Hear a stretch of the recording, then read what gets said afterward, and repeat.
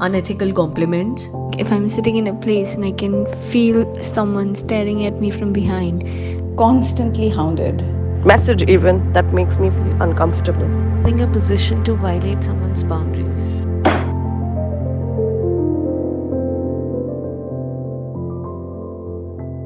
%50 of the women during this lockdown in work from home scenarios have reported an increase in sexual harassment rather than being, to the contrary, staying away from their workplace. Hi, my name is Amber Rana. I'm a lawyer, podcaster, and a corporate trainer by profession. We also train workforce and HR specifically with related to sexual harassment and POSH.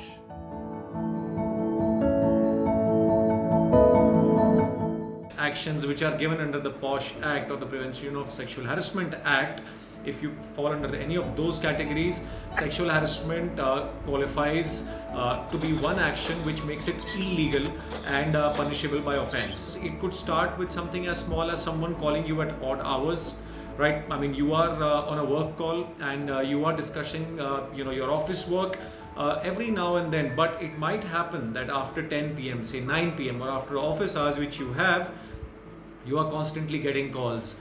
These kind of scenarios where you get calls post 9 p.m., 10 p.m. could be harassment. Forcing somebody to come on a video call at odd hours and where the person is not appropriately dressed to have that conversation with you, that is also sexual harassment. Another example would be trying to comment about the gender, trying to comment about how you are looking, trying to comment about on your livelihood, and on the pretext of saying that I am trying to look after you. A manager trying to crack a joke, and that's a senior team leader trying to crack a joke, and the joke has a dual meaning or innuendo to it. When you make that joke like that, having a double-edged sword to it where it's trying to convey something else, that would not fall in under the definition of, I would say, office work. That would be sexual harassment at all costs.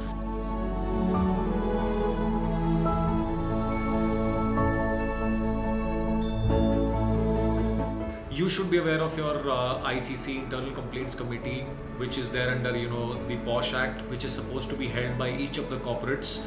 The POSH policy with the Internal Complaints Committee needs to be displayed at such places around the office space that each and everyone has the access to them. Whether it could be your HR, whether it could be a wall, whether it could be with your team leader, whether it could be with your partner, but it should be easily accessible in work from home scenario over emails, in a PDF format or in a link format. There has to be regular sensitization. Your duty as an employee is to reach out, find out about that policy, know how it functions, who are the correct person you need to connect with, who are the right people in order for you to have that conversation with, because you need to have a confidant as well to have that conversation, right? So that is one of the things. Coming to the second thing, always when on a work from home scenario, an individual needs to know that evidence is the base of any complaint, or to reach out, because that gives you that confidence that I have something on my back which I can use to protect myself. Record your meetings. There is no law which says that you cannot record your meetings. If there is, then you can ask for a conducive environment where you say that there be a manager or a senior manager to that effect who would be regulating this conversation that is happening, right, as a monitor or as a regulator, so that there are checks and balances in place. Recording, I said, one of the examples, recording of your emails or taking snapshot of emails, WhatsApp messages, being on groups. The most important is your office groups. When you're in an office group, please intimate it to everybody that it's a professional setup on a WhatsApp that you are engaging into, right? So any kind of conversation that crosses your mind, which you feel is beyond office lingo, you have the right to stop it then and there and take a snapshot that where it is heading to. Send this email to your HR, mark your team leader on it, also mark your requisite external members. So for all of that, you would need to know how your POSH policy is functioning in that company. In the absence of such a policy, there are different recourse and remedies which are available under criminal law. There is remedy under civil law. There is a remedy where you can reach out to an NGO, you can reach out to the National Commission of Women, you can do hundreds of other things. But as far as your organization is concerned, you need to be very well aware, you need to question at all times, you need to have that comfort where you can come on a work from home call and discuss the office matters. Important aspect to this would be of making section 354 of the Indian Penal Code, which covers stalking, voyeurism, and eve teasing and other such scenarios, as the Bible for women out there. Please read these sections, know what they talk about, know about initiatives such as the She Box, which is an electronic box for sexual harassment provided by the Ministry of Child Welfare and Women. To that effect, you can always approach that body, file an anonymous complaint. You don't need to go back to your ICC committee if you feel they are failing in doing that. You can always approach by filing the FIR. That's the easiest part. And filing of an FIR does not need for you to be there physically present. You can get it done through an email. You can file a zero FIR. A zero FIR is an FIR where something has happened in not in one of the territories of the police station, but in something which is out of the ambit, but you have been provided that access in law where you can file an FIR from anywhere where you are with any police station you would want. Also, to protect your integrity, your personal interests, your privacy, you don't need to disclose that.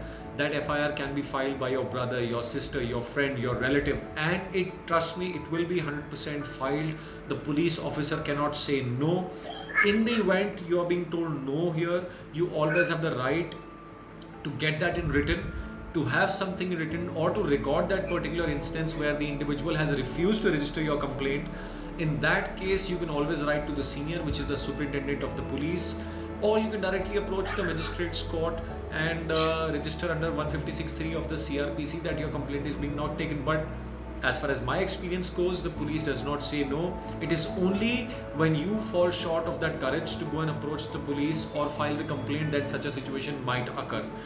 Coming to what India forecasts in terms of company law, there is a lot of retrenchment in India. The reason for that, of course, being the deficiency in POSH law, but it is also affecting the mental health of women and men both who are working in these scenarios.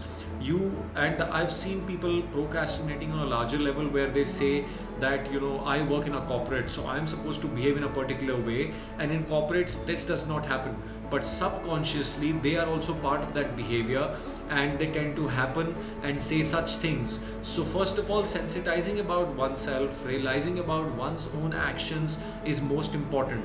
And if corporates don't do that, the mindset does not change in the corporates, there is going to be a loss of very amazing female workforce. So it is a global mandate thing that it has shown that if you show stuff like this where you stand with your female workforce, you tend to have amazing outcomes.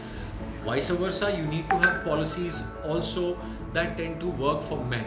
Right? If you have a gender neutral workforce, that workforce which is heterogeneous rather than homogeneous will tend to perform much better.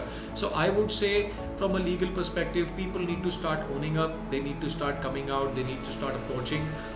We can only make the place compliant as much as we contribute or agree to be a part of it. No one else on our behalf is going to do it. And last advice for the companies, do not treat POSH as just a compliance that you need to do. Merely 20% of the Indian workforce in corporates is females, and the reason for that is you falling or lacking somewhere in your policies by not killing that mindset of a male dominated society.